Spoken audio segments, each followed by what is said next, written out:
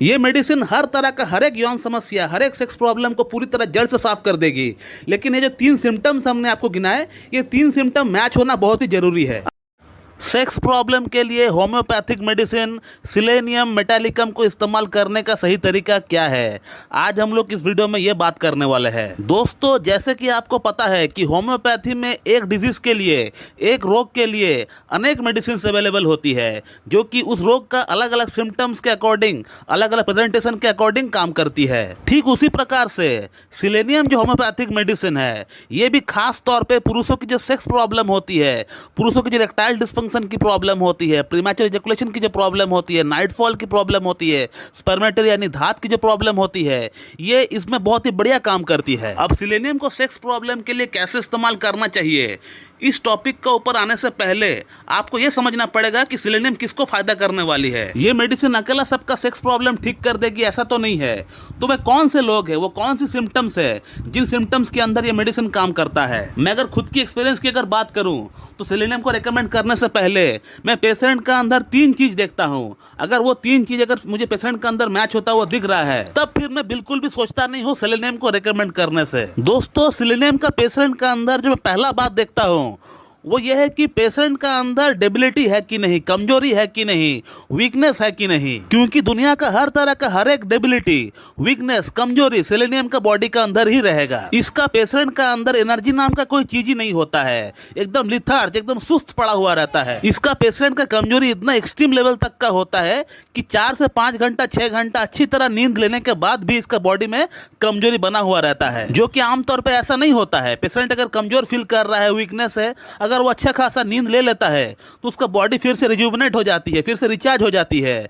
लेकिन इसका केस में ऐसा नहीं होता है। तो मैं केस टेकिंग के दौरान हमेशा ये चीज पूछता हूं कि पेशेंट का बॉडी का अंदर कमजोरी है कि नहीं, वीकनेस है कि नहीं। अगर मुझे वीकनेस अगर दिखता है तो मैं एक बार बिल्कुल सिलेनियम के बारे में सोचता हूं। अगर आगे का सिम्टम्स मैच करता है तो सिलेनियम में रिकमेंड भी करता हूं। अगला जो सिम्टम है, ये बहुत बड़ा सिम्टम होता है सिलेनियम को रिकमेंड करने के लिए, लेकिन उसके लिए हमें थोड़ा ऑब्जर्व करना पड़ता है। पेशेंट को थोड़ा देखना पड़ता है, फिजिकली उसको अपीयरेंस कैसा है, इसका ऊपर जो है गौर फरमाना पड़ता है। सिलेनियम का पेशेंट अपना उम्र से थोड़ा ज़्यादा बूढ़ा दिखता है। सपोज मान लीजिए आपका सामने एक सिलेनियम का लड़का या पेशेंट बैठा हुआ है, जिसका असल में उम्र 20 या 25 साल है, लेकिन उसका उम्र आपको दिखने में लगेगा कि उसका उम्र 35 या 30 वर्ष है, यानी वो अपना उम्र से ज़्यादा बूढ़ा दिखता है। अगला जो इसका अपीयरेंस आपको देखना है, इसका बॉडी स्ट्रक्चर। इसका बॉडी स्ट्रक्चर बिल्कुल इमेसिएटेड होता है, एकदम पतला, लीन एंड थिन होता है। खास तौर पे इसका पैर, इसका बॉडी की तुलना में इसका पैर, इसका जो थाइज है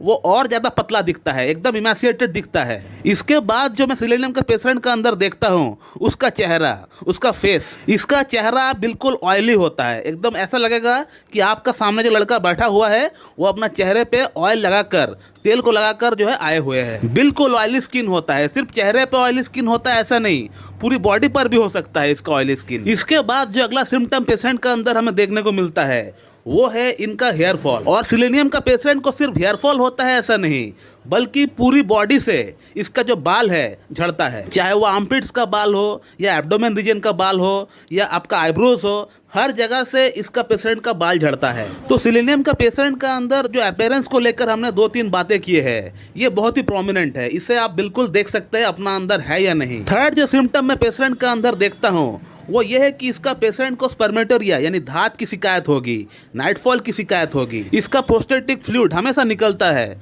अगर टॉयलेट करने के लिए जाते हैं उसके बाद निकलता है, अगर लैट्रिन करने के लिए जाते हैं थोड़ा जोर लगाते हैं उसके बाद निकलता है, या अगर कोई औरत को देखता है या फिर कोई औरत से बात करता है तो फिर उसका वहां से चिपचिपा सा पानी जैसा निकलता है। तो धात की शिकायत और नाइटफॉल की शिकायत इसका अंदर बहुत ज्यादा होता है। अब यहाँ पर हमें सिलेनियम और एसिड फॉस जो मेडिसिन है, दोनों मेडिसिन से हमें डिफरेंशिएट करना पड़ता है, क्योंकि दोनों ही मेडिसिन का जो लक्षण होता है वो काफी एक समान दिखता है। तो सिलेनियम और एसिड फॉस को डिफरेंशिएट करने के कई सारे पॉइंट होता है, लेकिन मैं जो पॉइंट देखता हूँ वो ये है कि सिलेनियम का जो पेशेंट है इसको गर्मी बर्दाश्त नहीं होता है, बिल्कुल गर्मी बर्दाश्त नहीं होता है। उसी जगह पे एसिड फॉस का जो पेशेंट होता है उसको गर्मी अच्छा लगता है, बल्कि गर्मी से उसको आराम मिलता है। तो हम ये कह सकते हैं कि सिलेनियम का जो पेशेंट होता है ये हॉट पेशेंट होता है, वहीं पे एसिड फॉस का जो पेशेंट होता है वो चिली पेशेंट होता है। और भी बहुत सारे पॉइंट होता है जो कि हम लोग मेंटल स्टेट से इसको डिफरेंशिएट कर सकते हैं, लेकिन वो मैं आपको बताऊंगा तो आपको समझ में नहीं आएगा। तो दोस्तों ये जो मोटी मोटी तौर पे हमने सेलेनियम का जो आपको 3 लक्षण आपको गिनाए,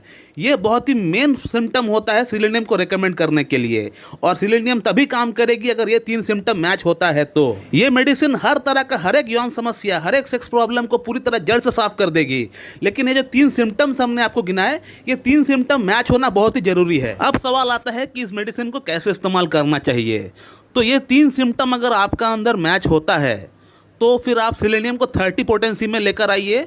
उसका 2 बूंद सुबह, 2 बूंद शाम को लीजिए, 2 चम्मच पानी के साथ मिलाकर पी लीजिए। और इसी प्रकार से आप सेलेनियम 30 को 3 हफ्ता इस्तेमाल करें, 3 वीक्स आप इस्तेमाल करें। उसके बाद आप 1 हफ्ता गैप दें। जैसे 3 हफ्ता हो जाता है सेलेनियम 30 को इस्तेमाल करते हुए, उसके बाद आप स्टॉप कर दें और 1 हफ्ता आप गैप दें। 1 हफ्ता कोई मेडिसिन आप और ना लें। और 1 हफ्ता गैप देने के बाद आप सेलेनियम को 200 पोटेंसी में लेकर आइए और उसका 2 बूंद 2 चम्मच पानी के साथ मिलाकर सुबह ब्रेकफास्ट से पहले आप पी लीजिए। और जैसे ही सेलेनियम 200 को लेते हुए 1 हफ्ता हो जाता है, उसे आप बंद कर दीजिए।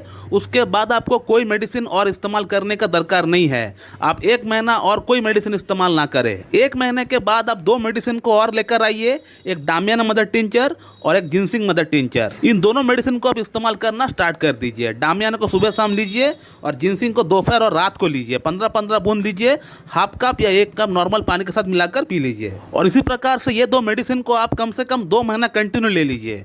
2 महीना कंटिन्यू लेने के बाद आपको और कोई मेडिसिन का दरकार पड़ेगा नहीं, ये मेरा दावा है। आपका यौन समस्या पूरी तरह जड़ से समाप्त हो जाएगी। सेलेनियम इतना बढ़िया मेडिसिन है, लेकिन इसका लक्षण मैच होना चाहिए दोस्तों, तभी जाके ये काम करेगी। तो दोस्तों मैं इस वीडियो को यहीं पे एंड करता हूँ। मैं आशा करता हूँ कि आप लोगों को मेरा वीडियो अच्छी लगी है, और अगर अच्छी लगी है तो एक लाइक जरूर कर दीजिएगा और मेरे चैनल को सब्सक्राइब कर दीजिएगा। So thank you very much and have a good day.